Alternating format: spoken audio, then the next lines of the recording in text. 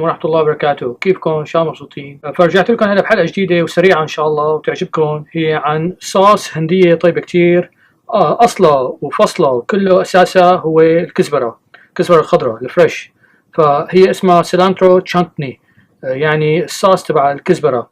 فمثل ما نشوف مكوناتها قليلة كتير. بدكم كزبرة فريش مطحونة، نطحنها كمان مع شوية حمض، شوية بصل ناعم، شوية ملح، زيت، عندكم فليفلة حدة أو مو حدة مثل ما تكون خضراء، وعندكم الجنجر. هذا الجنجر بيجي بالسوق، هيك بيجي جنجر، نبات الجنجر أو الزنجبيل.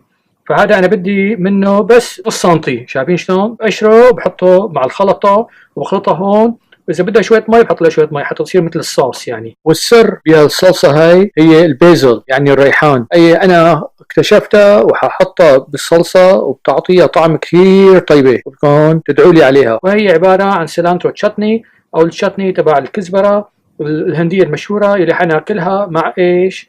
مع السموسة يلي أرجيكم إياها حلقة ماضية. هلا حطيتهم كلهم جوا هون، هلا بخلطهم بالخلاط.